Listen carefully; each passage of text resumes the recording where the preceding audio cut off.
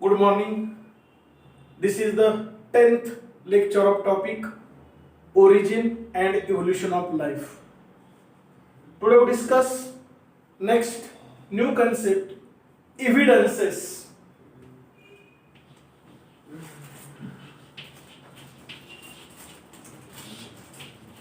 Evidences. Actually, here some biological evidences give support to the process of evolution. जी काय उत्क्रांती घडते त्या उत्क्रांतीला कोणते ना कोणते तरी पुरावे असावे लागतात, सपोर्ट असावा लागतो, म्हणजे आधार असावा लागतो.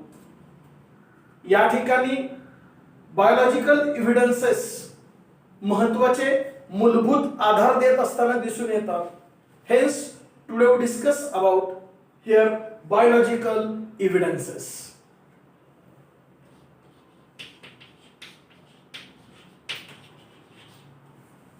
These biological evidences are first paleontological evidence.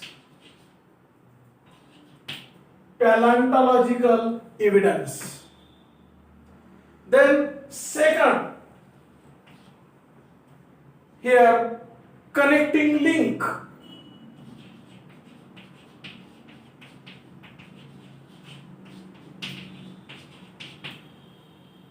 Third point, homologous organ.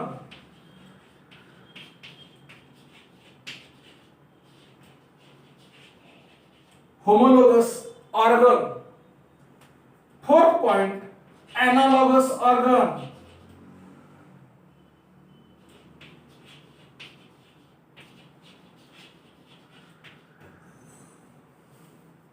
And here last point, molecular evidence.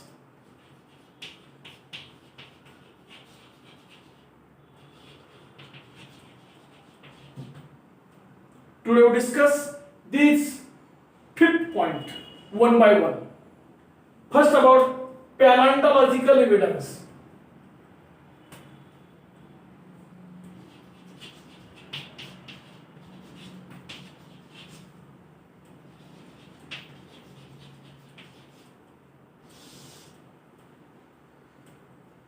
Here, what is meant by paleontology? Paleontology means here study of ancient life with the help of fossils. Fossils. Fossils म्हणजे अवशेष. अवशेषांच्या मदतीनं किंवा अवशेषाच्या साहाय्यानं पूर्वजांचा अभ्यास करणं, पूर्वीचं जे काही वातावरण असेल, पूर्वीचा जो काही निसर्ग असेल, पूर्वीचे ज्या काही वनस्पती प्राणी असतील, अशा सर्व पूर्वजांचा अवशेषाच्या माध्यमातून अभ्यास करणं, याला आपण पॅलिओन्टॉलॉजी असं म्हणतो. In English, study of ancient life with the help of fossil is called as a palaeontology. मग या ठिकाणी फॉसिल्स म्हणजे नेमकं काय? इंग्लिश मध्ये त्याला पॅरलल शब्द काय म्हणता येईल? It is prince of an ancient. जे कोण पूर्वज असतील, either they are plant or animal, कुणी असेल, त्यांचे जे ठसे असतील त्या ठशांना आपण या ठिकाणी फॉसिल्स असं म्हणतो. Prints of an ancient. In another term, दुसऱ्या भाषेत, इट इज डेड रिमेन्स. म्हणजे मृत्यू पावलेले पण जसेच्या तसं निर्जीव अवस्थेत का होईना आपणाला ते दिसतात. याला आपण डेड रिमेन्स असं म्हणतो किंवा प्रिझर्व्ड रिमेन्स. आपल्या झुलॉजीच्या किंवा बॉटनीच्या लॅबमध्ये जे स्पेसिमन आपण पाहतो, बॉटल, ग्लास बॉटल मध्ये प्रिझर्व केलेले फॉर्मेलिन मध्ये, ते कित्येक वर्ष जसेच्या तसं राहतं. त्यातला एखादा प्राणी, एखादी वनस्पती एक्सटिंक्ट झाली, नाहीशी झाली काळाच्या ओघात, तरी ती आपल्याला प्रिझर्व केल्यामुळं कित्येक वर्ष कित्येक पिढ्या जशीच्या तशी ठेवता येते आणि पुढील पिढ्यांना ते पाहता येतं. याला म्हणायचं प्रिझर्व्ड रिमेन्स. म्हणजे फॉसिलचे आपल्याला अनेक शब्द पर्याय वापरता येईल. It is nothing but dead remains or preserved remains or prints of an ancient. Actually it is true witness, खरा पुरावा, एकदम खरा पुरावा, ज्याच्या आधारे आपण कॉन्फिडेंटली म्हणू शकतो की पूर्वी हे असं होतच. खरा पुरावा, true witness. Actually it is nothing but document of evolution. इव्होल्युशनचा तो दस्तऐवज असेल, कागदपत्र असल्यासारखं पुरावा असेल. या पद्धतीचं फॉसिलचे अर्थ वेगवेगळ्या भाषेत आपल्याला सांगता येईल. Here, these fossils are mostly found in layers. जमिनीचे असे थर असतात, लेयर्स. जमिनीचा जो आपला पृष्ठभाग असतो त्याचे असे अनेक थर असतात, लेयर असतात, त्याला स्ट्रॅटा असं म्हणतो. This is the lower strata. Here, this is upper strata, then this is and again upper strata. या पद्धतीने लेयर्स असतील, स्ट्रॅटा असतील. Primitive types of here fossils are observed in lower strata. ते जमिनीमध्ये गाडले गेले असल्यामुळं सर्वात जुने फॉसिल्स, सर्वात जुने अवशेष हे खालच्या थरामध्ये आपल्याला दिसून येतील. त्याच्यापेक्षा थोडीशी सुधारित आवृत्ती ही वरच्या लेयर मध्ये दिसेल. त्याच्यापेक्षा पुन्हा ऍडव्हान्स सुधारित आवृत्ती वरच्या लेयर मध्ये दिसेल. आणि आज आत्ताचे जे कोण वनस्पती किंवा प्राणी आहेत, ज्याला आपण कॉम्प्लेक्स ऑर्गॅनिझम म्हणतो, सध्याचे करंट असलेले, अस्तित्वात असलेले, ते वरच्या लेयर मध्ये असतील. याचा अर्थ simple organism are in lower strata and complex today's organism are found on upper strata. या पद्धतीने लेयर्स मध्ये फॉसिल्स आपल्याला दिसून येतात. Here generally these fossils are present in sedimentary rocks. खडकाचे, स्तरीय खडकांचे थर असतात. कधीतरी तुम्ही महाबळेश्वरला किंवा डोंगर दऱ्यातून गेला असाल, मोठा डोंगर जर पाहिला, टेकडी पाहिली तर त्याला असे थर दिसतात. खडकांचे सुद्धा रंग असतात आणि थर तुम्हाला दिसतात. त्याला आपण त्या थरांना, लेयरला सेडिमेंटरी रॉक्स, स्तरीय खडकांचा थर असं म्हटलं जातं. त्याच्यामध्ये अवशेष सापडतात. Sometimes they are found in ice layers. बर्फाळ प्रदेशामध्ये सुद्धा बर्फांचे थर असतात. बर्फामध्ये सुद्धा गाडलेले आपल्याला दिसून येतील. As well as in soil, मातीमध्ये पुरलेले गाडलेले आपल्याला दिसून येतील. As well as in amber. Amber means ज्याला आपण पिवळसर तपकिरी टणक पदार्थ म्हणतो, त्याला अंबर असं म्हटलं जातं. याचा अर्थ sedimentary rocks, amber, ice and soil अशा विविध ठिकाणी या पृथ्वी तलावरच्या पृष्ठभागामध्ये आपल्याला हे फॉसिल्स गाडलेले त्या अवस्थेमध्ये दिसतात. Here there are 3 to 4 types of fossils. फॉसिल्सचे एकूण 4 प्रकार आहेत. First one is called as a actual remains. Actual remains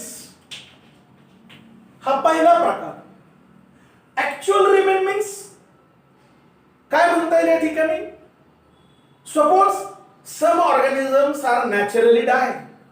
समजा काही ऑर्गॅनिझम नैसर्गिकरित्या मृत्यू पावले, तर त्यांची जी काही बॉडी असेल, डेड बॉडीज असेल, here that can be naturally, नैसर्गिकरित्या deep here into deep sea. जो समुद्र असेल त्याच्या खोलवर अगदी गाळापर्यंत ती बॉडी अशी खाली खाली खाली जाईल. त्याचा जे मस्क्युलर भाग आहे, मसल्स, ते इतर प्राणी म्हणजे फिश वगैरे खातील, पण जो स्केलेटन असेल सांगाडा, तो तसाची तसा गाळामध्ये ती बॉडी तशीच्या तशी राहते, ऍक्च्युअल जशीच्या तशी राहते. आणि त्याच्यावरती सिंथेसाइज मिनरल्स, अंगावरती छोटे छोटे छोटे कण मिनरल्स साठत जातात आणि जशी बॉडीचा शेप होता तशी अख्खी टणक बॉडी तयार होते. त्याला ऍक्च्युअल रिमेन्स असं म्हटलं. किंवा बर्फाळ प्रदेशामध्ये एखादा प्राणी किंवा एखादा सजीव, एखादी वनस्पती किंवा एखादा ह्युमन बीइंग्स जसाच्या तसा जर मरण पावला, मरण पावल्यानंतर तो बर्फामध्ये गाडला गेला, तर 5 वर्षांनी, 10 वर्षांनी, 100 वर्षांनी तो जसाची तसा सापडतो. फक्त डेड अवस्थेत सापडतो, पण जसा ती तसा ओरिजिनल स्टेट मध्ये आपल्याला दिसतो. That concept is called as actual remains.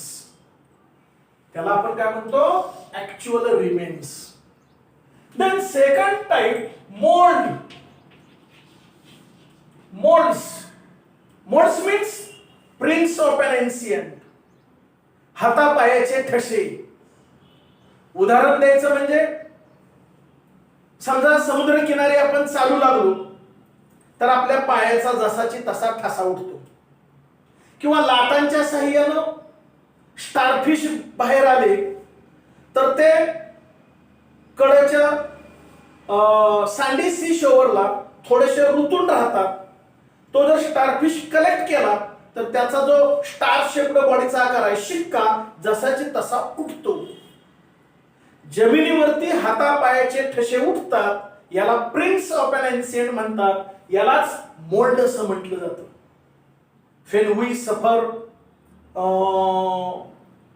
in thick forest, जेव्हा आपण अत्यंत घनदाट जंगलामध्ये फिरत असतो, then we observe naturally the prints of wild animals.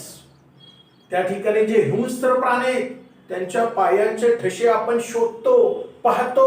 इथून कोणी वाघ गेलाय का, सिंह गेलाय का, त्याच्या पायाचे ठसे शोधतो.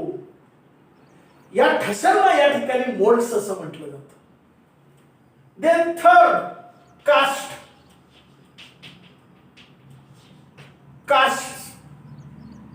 कास्ट मीन्स साचा. आता ऑगस्ट महिन्यानंतर गणपतीचा सीझन येतो. त्यांचे गणपती बनवण्याचे जे साचे असतात, तो आतल्या बाजूनं कॅव्हिटी असते, पोकळी असते, आणि त्या पोकळीमध्ये झाडूची माती भरली जाते. तो साचा काढला की आहे असा गणपती तयार होतो. Same like here the cavity are fill up by soil or any type of material, then forms a statue. नंतर मग तो स्टॅच्यू तयार होतो. म्हणजे असा साच्यामध्ये जर काय जर भरलं तर जसंच्या तसं तयार होतं. याला कास्ट असं म्हटलं जातं. या पद्धतीचा पण फॉसिल असतो. अँड देन फोर्थ, चौथ्या प्रकारचा जो आहे, कॉम्प्रेशन्स.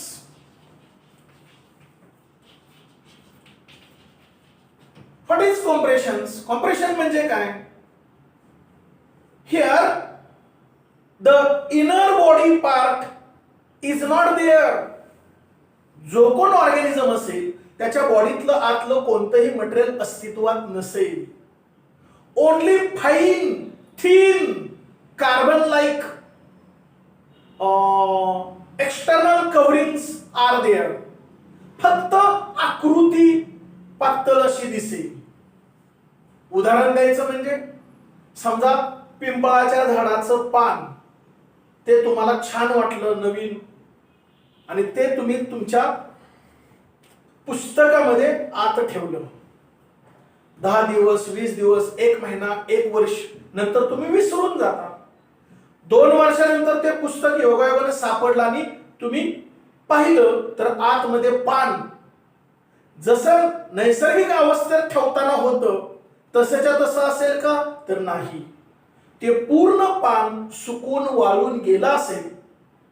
पानाचा भाग पूर्ण गायब झालेला असेल, फक्त आकृती, very thin carbon like film, त्याच्या शिरा वगैरे फक्त दिसतील. पण असं जाळीदार पान होतं, हा पुरावा झाला. पिंपळाच्या झाडाचं पान असं असतं, हा पुरावा झाला. That true witness is called as a fossil. आणि तो प्रकार म्हणजे कॉम्प्रेशन. म्हणजे या 4 प्रकारामध्ये आपणाला फॉसिल्स म्हणजे अवशेष सापडतात. आणि या अवशेषांच्या मदतीनं आपल्याला फायदे कोणते होतात? We study ancestry or history. पूर्वजांची इतिहासाचा आपण अभ्यास करतो. आज जे काय शिवाजी महाराजांचे गड आहेत, मग तो प्रतापगड असेल किंवा रायगड असेल, आपण त्या ठिकाणी गेलो की छत्रपती महाराजांची सर्व आठवणी जागृत होतात. आपल्या अंगामध्ये अगदी स्फुल्लिंग खेळलं जातं, ब्लड आपलं अगदी सळसळतं. It is because of fossils. त्यांच्या आठवणी येतात, त्यांच्या पायांचे ठसे असतील किंवा त्या ठिकाणी त्यांचं म्युझियम असेल, म्युझियम मध्ये त्यांच्या वस्तू असतील, संग्रहालयामध्ये. या पद्धतीनं या ठिकाणी आपण इतिहासाचा अभ्यास करतो. Here this fossils also gives or helps to study of evolutionary line. पूर्वी कसे ऑर्गॅनिझम होते, आता कसे, कनेक्टिंग लिंक, दोघांच्या मधला दुवा, याचा सुद्धा प्रॉपर स्टडी होतो. म्हणजे कनेक्टिंग लिंक पूर्वी कसे होते, आता कसे, तर मधली अवस्था काय असेल, असं कनेक्टिंग लिंक, पूर्ण धागा, वंशावळीचा सुद्धा अभ्यास होतो. It is because of palaeontology or study of fossils. It also helps to study here how some organisms are extinct. काही सजीव नैसर्गिकरित्या नष्ट कसे झाले, का झालं, त्याच्या पाठीमागची कारणं कोणती, याचा सुद्धा या पॅलेंटॉलॉजीमुळे अभ्यास होतो. या पद्धतीनं हे फॉसिल्स फार महत्वाचे आहेत. त्याच्यामुळं आपल्याला इव्होल्युशनला बळकटी येते. The next concept here, connecting link. Connecting link. Connecting link means it is intermediate stage. मधली अवस्था. म्हणजे पूर्वीचा जो कोण ऑर्गॅनिझम असेल तो, आत्ताचा करंट जो ऑर्गॅनिझम असेल तो, तीच व्हरायटी. त्या दोन्हींच्या मधला दुवा, याला आपण कनेक्टिंग लिंक असं म्हणतो. It is also called as A missing link. बऱ्यापैकी अदृश्य झालेत, कुठंतरी नियमाला अपवाद मधली ती इंटरमिजिएट स्टेज दिसते, म्हणून त्याला मिसिंग लिंक असं म्हटलं जातं. कारण पूर्वजापासून नव्यानं जे कोण जन्माला झाले ते कसे झाले, याला पुरावा काय, तर हे कनेक्टिंग लिंक असतं. सायन्स मध्ये ढोबळमानानं किंवा अंदाजानं काहीही वाक्य बोलायचं नसतं, अंदाजे काही सांगायचं नसतं, काहीतरी पुरावा द्यावा लागतो. आणि ते पुरावे म्हणजे कनेक्टिंग लिंक. उदाहरण द्यायचं म्हणजे कोणत्या आधारे आपण असं म्हणणार की पूर्वी पाण्यामध्ये पहिला मत्स्य वर्ग झाला, त्याच्यानंतर पुन्हा उभयचर अँफिबियन्स निर्माण झाले, त्यानंतर रेप्टेलियन्स जन्माला आले, त्यानंतर एव्स जन्माला आले आणि शेवटी मॅमल्स जन्माला आले. हे अंदाजे ही काही गोष्ट आहे का? ढोबळमानानं कोणतेही वाक्य करता येत नाही. इव्होल्युशन पुरावे देतं आणि हे पुरावे देत असताना दोघांच्या मधला दुवा सांगावा लागतो, कनेक्टिंग लिंक सांगावी लागते. Example, इक्तिओस्टेजिया.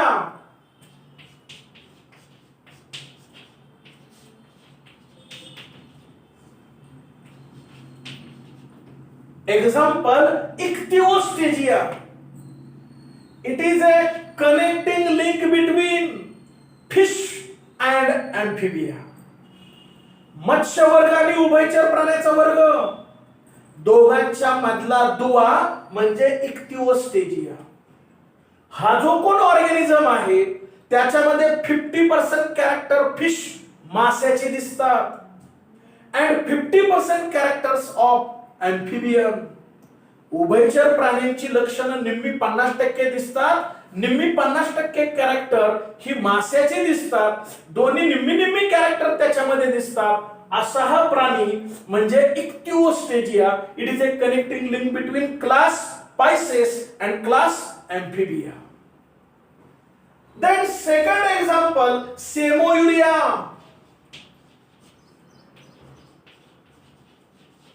Semoyuria.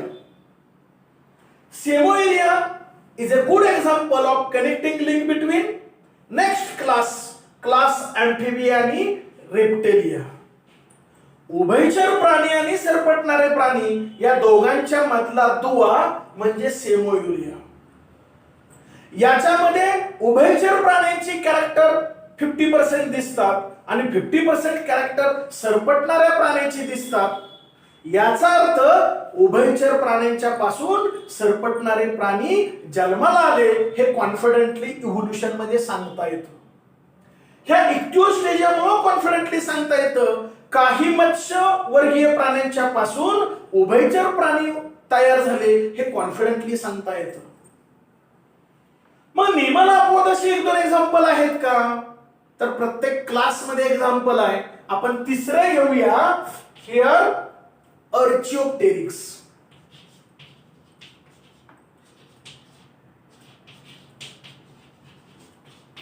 Archaeopteryx. It is very nice example of connecting link between class Reptilia and Eus. सरपटणाऱ्या प्राण्यांच्या पासून पक्षी जन्माला आले. आता खरं तर हे वाक्य वापरलं की कदाचित तो विनोद वाटेल, जोक वाटेल, थोडंसं हसू सुद्धा येईल. कारण सरपटणारे प्राणी जमिनीवरून सरपटत जातात आणि पक्षी वर्ग हवेमध्ये उड्डाण करतो. जमीन आणि आसमानचा फरक आहे असं कसं शक्य? हे घडूच शकत नाही असं आपल्याला वाटेल, but it is naturally truth. पण हे अत्यंत महत्वाचं सत्य आहे. सरपटणाऱ्या प्राण्यांच्या पासूनच पक्षी वर्ग जन्माला आला. Here birds are glorified reptiles according to Thomas Huxley scientist. शास्त्रज्ञ थॉमस हक्सले काय म्हणतो? Birds are glorified reptiles. म्हणजे बर्ड्स हे रेप्टाइल पासूनच जन्माला आले.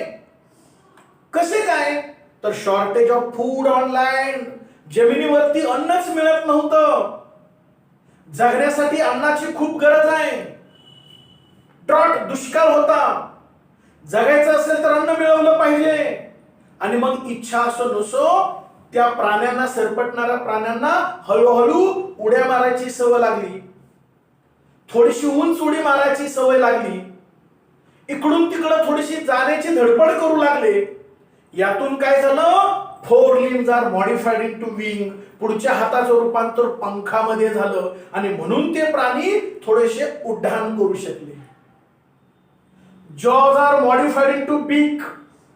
जबड्याचं रूपांतर चोचेमध्ये झालं कारण झाडाच्या बिया, फळं वगैरे खायचे, त्याच्यामुळे इझिली ते खाता यावं. या पद्धतीनं अडॅप्टेशन होत गेलं आणि म्हणून सरपटणाऱ्या प्राण्यांच्या पासून पक्षी वर्ग तयार झाला. हा तो गुड एक्झाम्पल अर्चिओप्टेरिक्स. हे एक्झाम्पल मला खूप आवडतं. हे काय एक्झाम्पल मला खूप आवडतं? तर एक सरपटणारा प्राणी केवळ जगायचा आहे म्हणून प्रचंड इच्छाशक्ती बाळगतो, प्रचंड कष्ट करतो आणि तो हवेत उड्डाण घेतो. तुम्ही आम्ही तर माणूस आहोत. तुम्ही आम्ही जर ठरवलं आणि प्रचंड कष्ट केलं, कष्टाची पराकाष्ठा केली, कष्टामध्ये सातत्य ठेवलं तर आपण काहीही करू शकतो. आणि म्हणून आर्चिओप्टेरिक्स हा आपला आदर्श असला पाहिजे. आपण सुद्धा क्रांती करू शकतो, आपण सुद्धा काहीही करू शकतो. ही इच्छाशक्ती, उर्मी आर्चिओप्टेरिक्स पासून मिळू शकते. कारण सरपटणारा प्राणी हवेमध्ये उड्डाण करू शकतो. हा संघर्ष फार महत्वाचा आहे. हे फार उदाहरण महत्वाचं आहे. त्यामुळे हे उदाहरण तुमच्या लक्षात असणं गरजेचं आहे. मग कशावरून हे असं झालेलं आहे, काय पुरावा काय? तर त्याचा जो अवशेष आहे फॉसिल म्युझियम मध्ये आपल्याला पाहायला मिळतात. इव्हन तर तुम्ही कॉम्प्युटरवरती इंटरनेटवरती याचं स्पेलिंग टाईप केलं तरी सुद्धा तो प्राणी पाहायला मिळेल. तुमच्या टेक्स्टबुक मध्ये त्याची आकृती डायग्राम पाहायला मिळेल. तर त्याची कॅरेक्टर घेतली. Some characters are reptilian character, म्हणजे लॉंग इलॉंगेटेड टेल, शेपटी लांबडी आहे. Then skin is covered by scales, अंगावरती खवले, सरपटणाऱ्या प्राण्याचं लक्षण. देन जॉज पजेसेस टीथ, जबडा आहे, त्याच्यामध्ये दात आहेत. या पद्धतीची सरपटणाऱ्या प्राण्याची लक्षण. आणि पक्ष्यांची कॅरेक्टर कोणते? Here 4 limbs are modified into wings, हाताचं रूपांतर पंखामध्ये झालेलं आहे. जॉज मॉडिफाइड इनटू बीक, चोच पण आहे आणि त्या चोचेच्या आत मग दात असतील. Skin is covered bye also feathers, अंगावरती पिसे आहेत. या पद्धतीची दोन्ही कॅरेक्टर त्या आर्चिओप्टेरिक्स मध्ये दिसतात. म्हणून तो पुरावा आहे की सरपटणाऱ्या प्राण्यापासून पक्षी वर्ग तयार झाला. I hope you understand about connecting link concept. The next concept here, homologous organ. Homologous organ means those organs which are structurally same, रचना सेम आहे, but function is different. कार्य वेगळं असेल. एक्झाम्पल 4 limbs, पुढचे हात of whale fish, frog, then lizard, then bat and human.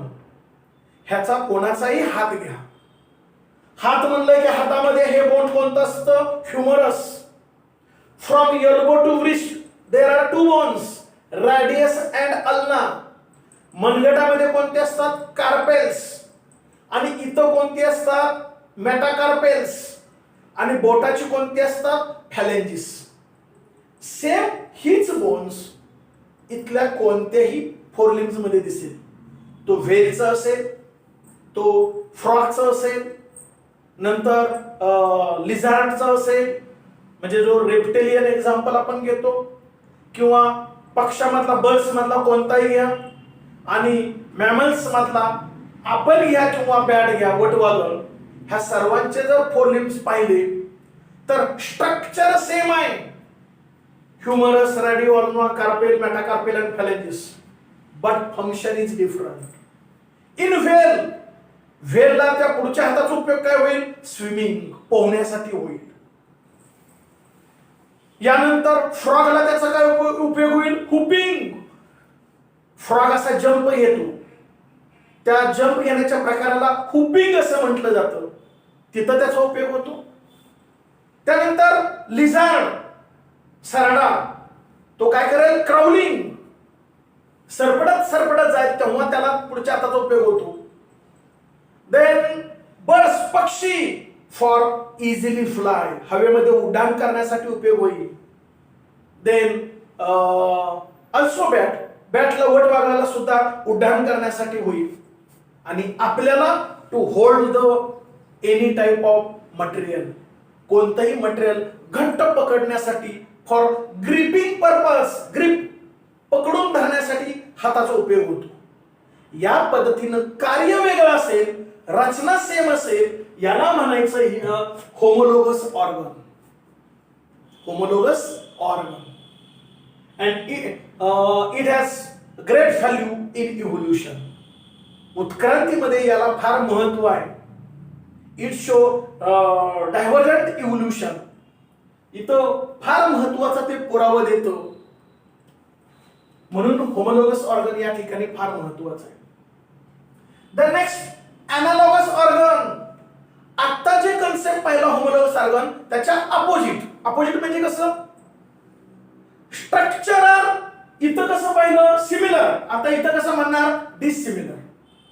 रचना वेगळी असेल, मगाशी कसं सांगितलं आपण, फंक्शन डिफरंट, आता उलट सांगणार तुम्ही, function same.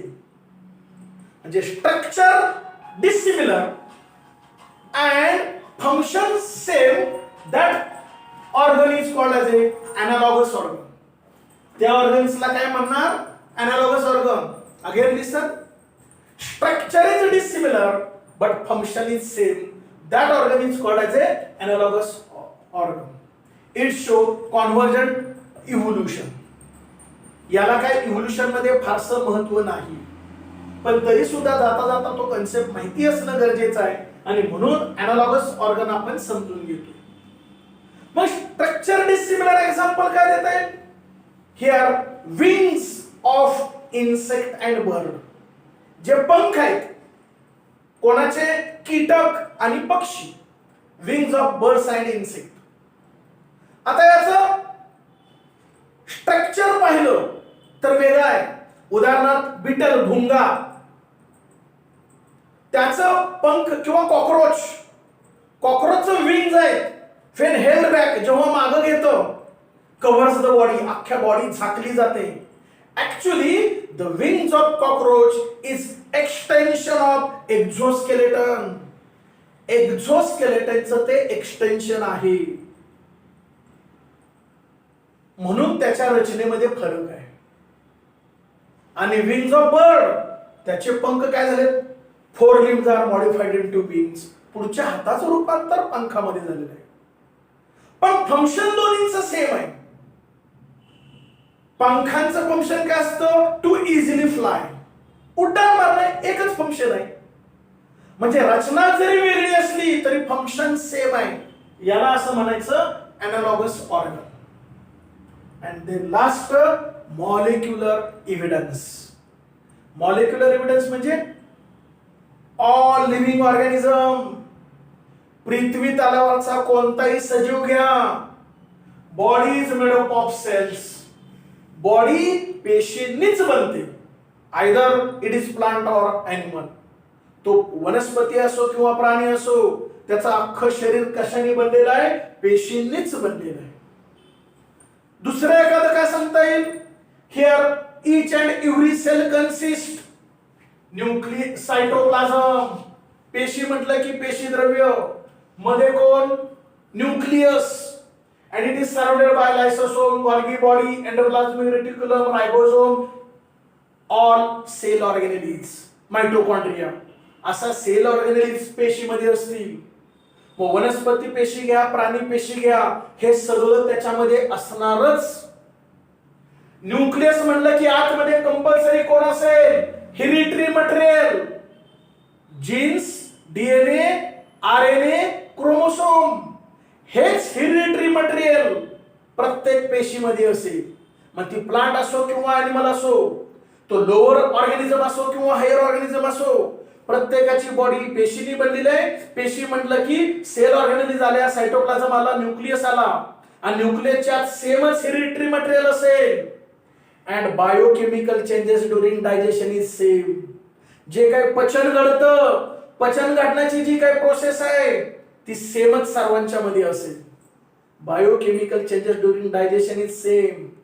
As well as metabolism, चयापचय जे घडतं ते प्रत्येकाच्या बॉडीमध्ये सेमच घडतं. And energy is in the form of ATP, adenosine triphosphate. याच स्वरूपात जगातला कोणताही सजीव असो, याच स्वरूपात तो एनर्जी घेतो आणि त्याच एनर्जीवरती तो जगतो. हे सगळे कन्सेप्ट जगातल्या सर्वच प्राण्यांच्या मध्ये, सर्वच वनस्पतीमध्ये सेम असतात. याचा अर्थ पृथ्वी तलावरचे सर्व प्राणी, वनस्पती, सर्व जीव अँड एन्शियंट टाइम, फार प्राचीन काळी एकच होते. भविष्यात हळूहळू परिस्थितीनुसार, गरजेपोटी प्रत्येकामध्ये हळूहळू बदल होत गेला, एकमेकापासून वेगवेगळे होत गेले. अन्यथा पूर्वी आपण सर्वजण एकच होतो. या कन्सेप्टला दुसरे एक नाव आहे युनिटी इन डायव्हर्सिटी, विविधतेत एकता. युनिटी इन डायव्हर्सिटी असं सुद्धा म्हटलं जातं, विविधतेत एकता. त्यालाच म्हटलं जातं मॉलिक्युलर एव्हिडन्स. थोडक्यात आज आत्ता आपण सर्व प्राणी कितीही दिसायला वागायला राहायला वेगळे असलो तरी फार प्राचीन काळी सर्वजण एकच होतो. That concept is called as a molecular evidence. Today we broadly discuss about biological evidences. Biological evidences मध्ये कोण कोण येतं? Palaeontological evidence, then comparative anatomy evidence, then embryological evidence, and last कोणता या ठिकाणी मॉलिक्युलर एव्हिडन्स येतो. एम्ब्रियोलॉजिकल एव्हिडन्स पूर्वीच्या syllabus मध्ये होता, तुमच्या या सिलेबस मध्ये मधून डिलीट केलेला आहे. पण जाता जाता एका वाक्यात सांगतो, गर्भाशयाच्या अवस्थेत जगातला कोणताही प्राणी असो, आतमध्ये पहिल्यांदा गर्भ म्हणजे एम्ब्रियो तयार होतो, तो एक पेशी असतो. त्याचंच एकाच्या पेशी 2, 2च्या 4, 4च्या 8 क्लिवेज सेम सगळ्यांच्या मध्ये घडतं. आणि गर्भ सर्वच प्राण्यांचा गर्भाशयाच्या अवस्थेमध्ये असताना सेमच दिसतो, सेम डेव्हलपमेंट असते, त्याला एम्ब्रियोलॉजिकल एव्हिडन्स असं म्हणतात. आणि हे सगळ्या प्रकारचे evidences give naturally support to the process of evolution. इव्होल्युशनला खऱ्या अर्थानं ते आधार देतात. I hope you understand about biological evidence. Okay, thank you.